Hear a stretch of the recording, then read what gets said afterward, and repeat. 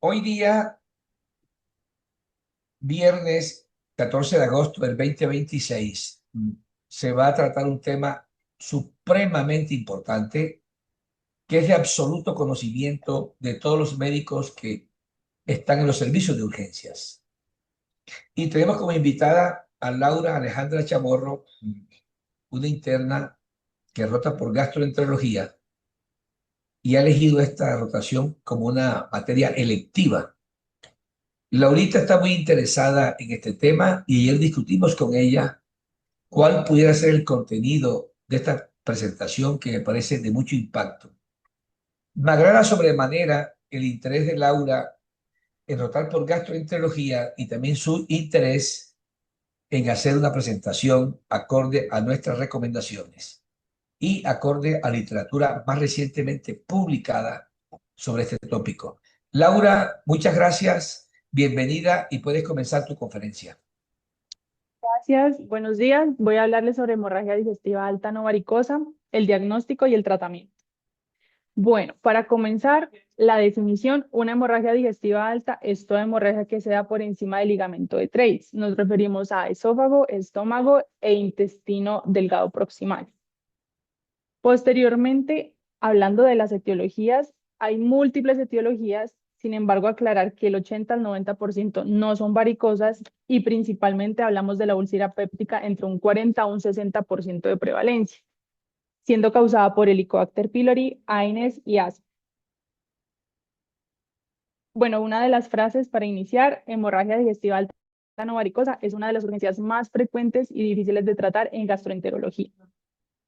En cuanto a la epidemiología, tenemos una incidencia del 48 a 160 por cada 100.000 habitantes, tiene más de 250.000 ingresos anuales, una tasa de mortalidad estimada entre el 2 al 10%, representa el 75% de todos los pacientes que ingresan con una hemorragia gastrointestinal, la representa la hemorragia gastrointestinal superior.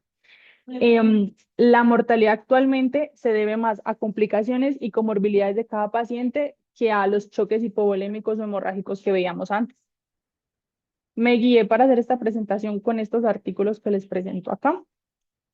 En cuanto a la agenda, vamos a hablar de las manifestaciones clínicas, la terapia médica preendoscópica, endoscópica, posendoscópica, cuándo debemos hacer la endoscopia y el seguimiento de los pacientes.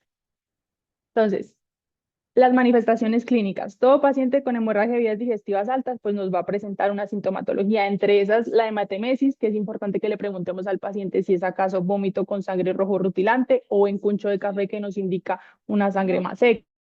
Las melenas que empiezan a aparecer cuando tenemos de 50 a 100 mililitros de sangre en 14 horas. Las tres características principales, que sean fétidas, que sean negras carbón y que sean pastosas.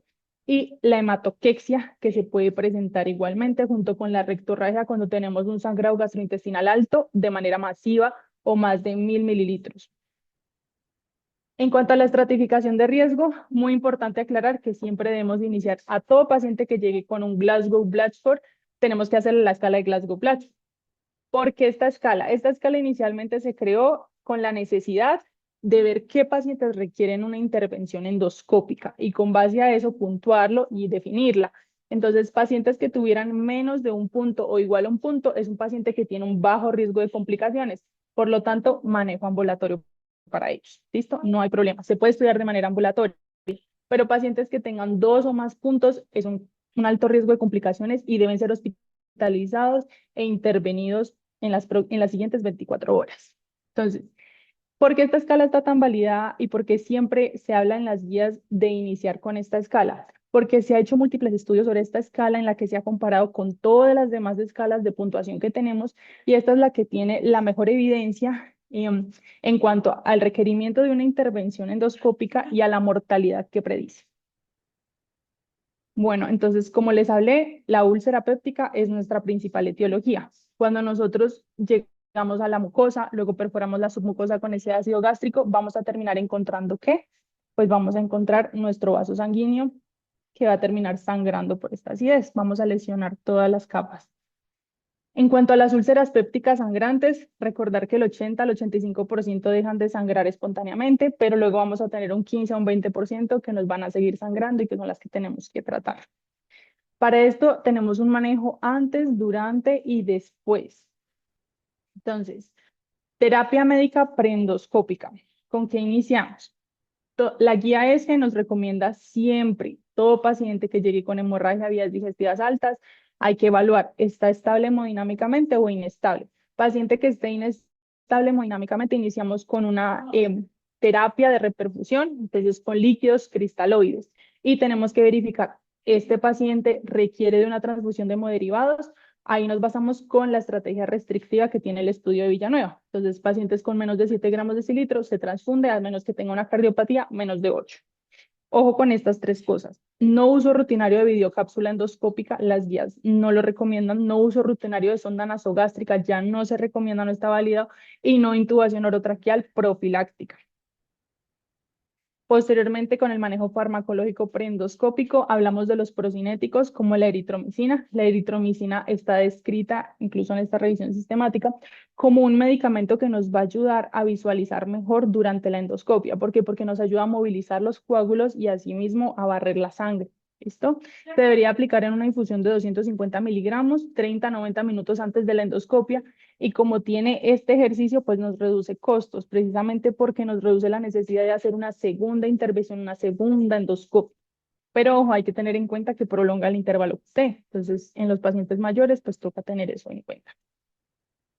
En cuanto a los inhibidores de la bomba de protones, la guía recomienda utilizarlos de manera preendoscópica a dosis altas, 80 miligramos IV en bolo y luego continuar a 8 miligramos hora en una infusión continua. La cosa es que dice que no nos debe retrasar la endoscopia. Si nosotros no hicimos, o sea, no pusimos el IVP antes de la endoscopia, no nos la retrasa. Directamente podemos pasar a la endoscopia.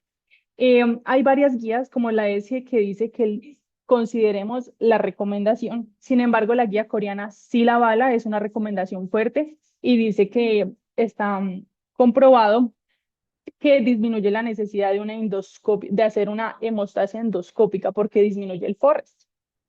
Entonces aquí tenemos un estudio precisamente que trajo que en donde encontramos que el utilizar estos IVPs de manera endoscópica disminuye el forest porque disminuye los estigmas de alto riesgo de sangrado. Se demostró que disminuía la necesidad de hacer una terapia endoscópica homeostática, pero no afectaba, no había una diferencia en la mortalidad o en la necesidad de transfusión o en la estancia hospitalaria. Eso hay que tenerlo en cuenta. No hubo diferencia con eso. Bueno. Ahora, ¿cuándo debemos hacer la endoscopia? Pues nosotros tenemos varios momentos descritos, la temprana y la que dicen las guías antes de las primeras 24 horas, urgente menos de 12 horas, tardía más de 24 horas cuando ya sabemos que el Glasgow Blackford es menor a 1 o igual a 1, y emergente de 6 horas, que ya no hablamos de eso y ya no se recomienda. ¿Por qué? Porque múltiples estudios como este nos han relacionado el hecho de que sea una endoscopia urgente menor a 6 horas, con mayor mortalidad, con mayor tasa de repetir las endoscopias de vías digestivas altas y una mayor tasa de admisión. Lo mismo para pacientes que se les hagan posterior a las 24 horas y entre las 48 horas. En cambio, el grupo que está entre las 6 y las 24 horas tuvieron los mejores resultados. Bueno, esto es lo que les estoy diciendo, de menos de 6 horas no se recomienda, ya lo dicen las guías. Entonces, aquí les traje el cuadro de la actualización de 2026, en donde nos dice que paciente hemodinámicamente estable, sí o no, aplicamos la Glasgow Blackford, menos de un punto, se va para la casa, manejo ambulatorio, si no, utilizamos y hacemos la endoscopia las primeras 24 horas. ¿Listo? Entonces, ¿qué hacemos cuando realizamos la endoscopia? Pues si la causa y la etiología más probable es una úlcera péptica, vamos a hacer la clasificación de Forres. Vemos qué tipo de sangrado está teniendo el paciente. Si es un Forres 1A, es un sangrado arterial activo en chorro. Esto que nos indica que tiene una probabilidad de resangrado del 90 al 100%, o sea, debe tratarse. Del 1B es un paciente con un sangrado en escurrimiento. Entonces tiene una probabilidad de resangrado del 10 al 27%, debe tratarse. El 2A es un vaso visible, no sangrante, tiene una probabilidad de resangrado del 10%, debe tratarse, el vaso está ahí encima. 2B, coágulo adherido, tiene una probabilidad de resangrado del 12 al 33%, o sea, también debe tratarse. En cambio, el 2C, que es una mancha plana pigmentada, realmente no se recomienda tratar. Y la 3, que es una base limpia, tampoco requiere un manejo endoscópico. de la hemostasia. Ahora, ¿cuál es la terapia médica endoscópica? O sea, durante la endoscopia. Entonces, aquí es donde evaluamos esta nueva actualización que tenemos del 2026, donde nos dice que dependiendo de la clasificación de Forrest, tenemos unas opciones y unas alternativas nuevas para realizar. Entonces, tenemos que si el paciente tiene un Forrest 1A o 1B, podemos utilizar la terapia dual que ya conocíamos, que era epinefrina más, digamos, el sellar con clips o terapia térmica. O nos dicen que ahora ya tenemos la opción de hacer una monoterapia únicamente con los clips, ¿sí? Pero también nos dan una alternativa y ahora nos hablan de los forceps hemostáticos o las tijeras hemostáticas, ¿listo? Pero nunca hay que utilizar la epinefrina como monoterapia. La única monoterapia que ahora se recomienda es con los clips.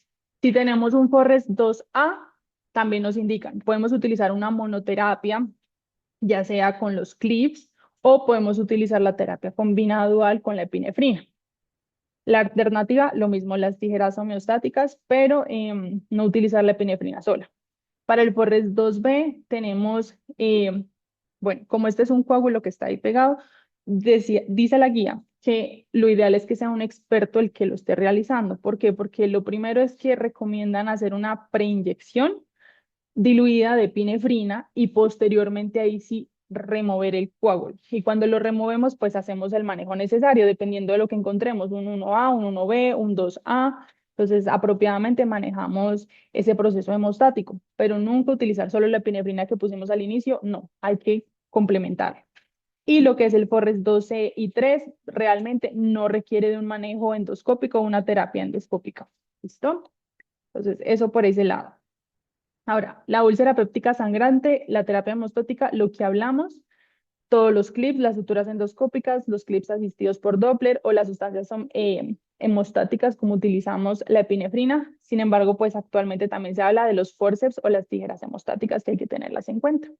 La adrenalina que la podemos diluir una en 10.000 o en 20.000, aplicamos sobre donde está la úlcera, vasoconstreñimos y hacemos el efecto que queremos. Y no necesita tratamiento, recordarles el Forrest 2C ni el Forrest 3. En cuanto a la terapia posendoscópica, pues nosotros hablamos de, primero, ¿se controló la hemorragia o el paciente volvió a sangrar? Entonces ahí es donde nosotros tenemos que ver si el paciente volvió a sangrar, no controlamos este sangrado, requiere nuevamente de una segunda endoscopia. La guía no recomienda que nosotros pasemos directamente a otras alternativas, sino que recomienda hacer una segunda endoscopia. Y ahí es donde inicialmente decimos, bueno, utilizamos los clips o no los utilizamos la primera vez, porque dice que si no los utilizamos podemos volverlos a usar o considerar otros agentes hemostáticos tópicos o lo que requiera dependiendo del Forrest que encontremos. Si posteriormente a eso no logramos controlar igual el sangrado, entonces ahí pasamos a la embolización transcatéter angiográfica, que eso lo hace radiología intervencionista. Pero si eso falla o no se puede controlar o no lo tenemos a la mano, la última opción que recomienda la guía es la cirugía. Recordar igual que la embolización transcatéter es un procedimiento que está indicado en pacientes con una hemorragia severa o con un sangrado activo. ¿Listo? Bueno, ahora, digamos que si controlamos la hemorragia, todo salió muy bien. ¿Qué hacemos posteriormente? ¿Qué sigue después de eso? Bueno, la guía recomienda iniciar con una terapia con inhibidores de la bomba de protones en dosis altas. Igual lo continuamos por 72 horas después de haber hecho una hemostasia endoscópica, o sea, solo en las úlceras que nosotros tratamos endoscópicamente o en las Forrest 2B, que incluso no fueron tratadas, en esas también se debe utilizar. Las demás lo tratamos con IVP, pero en dosis estándar. Si el paciente tuvo un alto riesgo de resangrado dependiendo de lo que encontramos, se recomienda continuar ese IVP incluso cada 12 horas durante las siguientes 2 semanas. Hay que hacer una erradicación del Helicobacter pylori, por lo que las guías también recomiendan. Durante esa endoscopia, hágale la prueba del Helicobacter pylori. Hay que prevenir porque eso nos ayuda a la prevención de la recurrencia de estas úlceras. No se recomienda una endoscopia de segunda revisión de rutina. ¿Listo? Entonces, nos deja 5 pautas esta guía del manejo posendoscópico. La primera pauta es cuándo debemos reiniciar la anticoagulación para estos pacientes, un paciente que estuviera anticoagulado, tan pronto como esté clínicamente indicado, o sea, tan pronto como el paciente esté estable, se puede retomar la anticoagulación. Si el paciente tuvo un sangrado recurrente, o sea, que no se controló al inicio y que requirió repetir la endoscopia. ¿Listo? Iniciar terapia con hierro en pacientes que tienen una úlcera péptica y se demostró que tenían deficiencia de hierro y o anemia, hay que iniciarlas. ¿Cuándo pueden volver a comer los pacientes? Los estudios indican que es beneficioso para ellos en las primeras 24 horas. Detectar ese Helicobacter pylori en la primera endoscopia y si sale negativo, hay que hacerle otra prueba más y tratarla si sale positivo. Pero para la segunda prueba, hay que suspender ese IVP mínimo 2 semanas antes de repetir la prueba.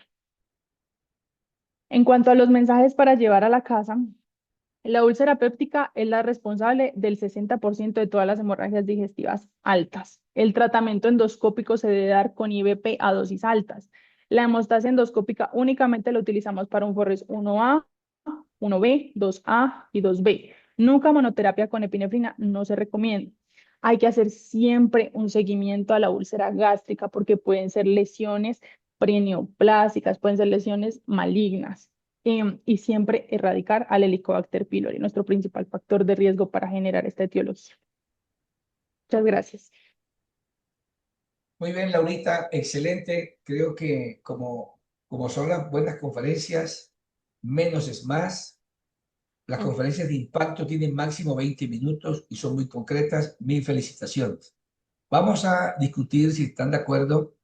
¿Tiene alguna pregunta, alguna duda? Estaremos muy atentos a responderlas.